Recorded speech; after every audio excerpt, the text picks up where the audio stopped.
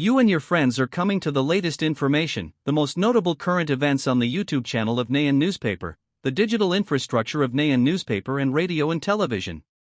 To know what the program is about today, please follow along below. In a recent interview with One American News Network, U.S. Vice President James David Vann confirmed that Russia is seeking 6,000 square kilometers of territory in ongoing peace talks with Ukraine. Meanwhile, Ukraine is demanding security guarantees from Europe or other major powers to ensure that Russia does not seek further aggression in the future. Vann said the talks have narrowed down to two key issues: territory and security. "I think we're at a point now where we've at least narrowed things down to a couple of core issues," Trump's vice president said. Point one of those is the territorial issue. The Russians want about 6,000 square kilometers that they haven't taken. That's what they want. The vice president described the talks as making incredible progress, but acknowledged that the ultimate question remains whether the Russians and Ukrainians will walk through the door of peace. U.S. Permanent Representative to NATO Matt Waker told First Business that Ukraine could agree to a halt to fighting along its current front line if it gets credible security guarantees. He suggested that European troops might need to be stationed in Ukraine as part of such a deal. Hacker said those security guarantees would allow Ukrainian President Vladimir Zelensky to sign a deal if he could be confident that the fighting wouldn't simply be a repeat. According to Whitaker, the pressure on Moscow must continue, and noted that any final peace deal could include protections for the Russian-speaking community and Orthodox churches. On the Ukrainian side, in an interview with ABC News, President Zelensky said that Ukraine's victory lies in the country's survival. He stressed that President Vladimir Putin's goal remains complete control of Ukraine, but that the Kyiv's persistence will ensure victory. "As long as Putin cannot achieve this, victory is still ours. That is why survival for us is victory. Survival through our identity, our country, our independence." Meanwhile, Russian Foreign Ministry spokeswoman Maria Zakharova mockingly responded to Zelensky's remarks, quoting lines from a French song about the beautiful Marchioness, who was said to know that everything was fine, except for one small disaster, which eventually showed that her castle had burned down.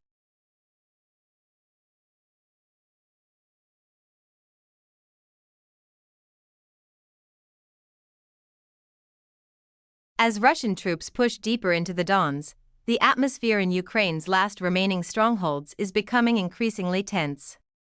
Fears are rife that Russia will eventually gain control of the entire region. In Kostyantynivka, once home to 67,000 people, there is no reliable electricity, water, or gas. The shelling has increased, drones are flying overhead, making the town uninhabitable. This has forced the last residents to leave.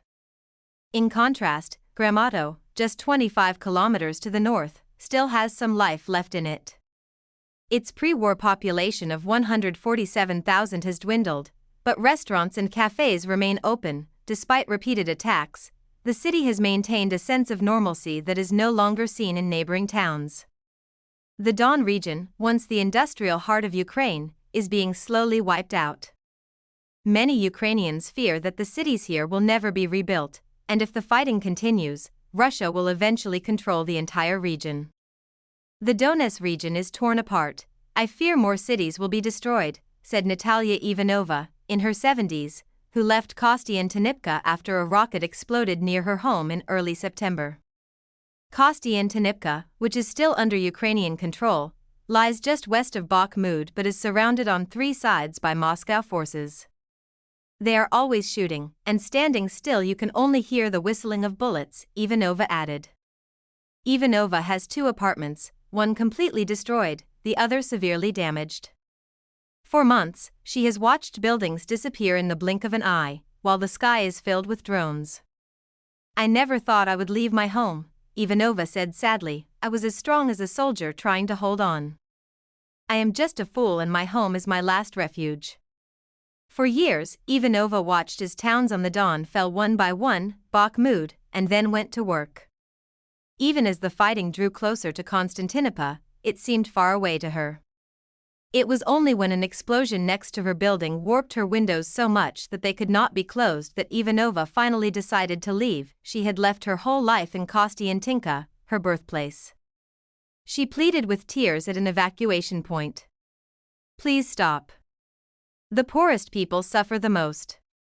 This war is senseless and stupid. Alina Voronkov left Tyantanipka earlier this May when she could no longer sustain her two businesses, a beauty salon and a cafe. She and her family moved to Kramatorsk. She said it was not a choice but a necessity. Their house was badly damaged in a missile attack in 2023. Mandatory evacuation. Strict curfew allowing only 4 hours of movement per day and the presence of UAVs have left them with no way out. Soon, she reopened a cafe almost identical to the old one, even bringing in decorative mirrors from the beauty salon. This life has become a refuge for refugees from Konstantinivka. She says at first we hoped there would be a few houses left for people to return to, but now it is clear that there are none. The city is turning into a Bakhmut tourist or another case. Everything is destroyed. She sighs. No one knows where to go next. And that is when despair sets in. No one has direction, only uncertainty. Gramat is now also on the verge of a major war, signaling that it could become the next pile of rubble. Ria Kolova, 18, remembers clearly that Gramat used to be bustling. The central square was still bustling at 9 o'clock. It's dark now, because curfew starts at 9 p.m. The city is often bombed because it's only 21 kilometers from the front line. Kolovai shares, it's scary to hear something flying overhead or falling nearby, especially when it hits the city directly. You want to cry but you're exhausted. Kolova, who studied online at a university, has moved to another area and works as a bamboo craftsman. She dreams of one day opening her own shop, but for now she and her boyfriend are stuck with nowhere to go. Kolova says, it's terrible that most of Don has been taken over. Look at Konstantinivka, who just recently had a normal life, and now, to forget about the worries and difficult choices ahead, she finds ways to enjoy the present, saying I think you have to live and do what you want while you still can.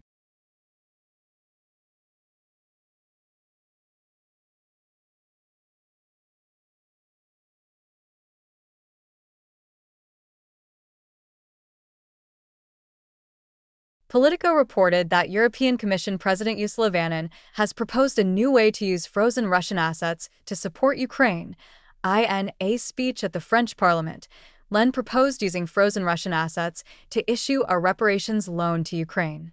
With Ukraine facing an estimated budget deficit of €8 billion by 2026, von der Leyen suggested that Europe would need to channel new funding to support the country, which has been devastated by war for more than 3 years. Her idea is to use cash tied to frozen Russian assets to guarantee a new loan to Ukraine. Von der Leyen did not elaborate on how that would work. Von der Leyen told the European Parliament that Ukraine would only repay the loan when Russia paid reparations. That money would help Ukraine today. She added that the loan would also be important in the long term for Ukraine's security. Funding for the Ukrainian armed forces, for example, would be the first line of defense in terms of security. Crucially, the option would not directly seize Russian assets, which most EU countries oppose due to legal and financial concerns. However, some European countries have previously rejected the idea of a reparation loan, fearing it would violate international law. Belgium is particularly sensitive to the issue because it is home to Euroclear, the financial company holding the frozen Russian assets. Last week, Belgian Foreign Minister Maxime Prévost told AFP that seizing frozen Russian central bank assets would risk causing serious damage to the European economy. The EU has frozen around €200 billion of Russian central bank assets following the war in Ukraine in 2022.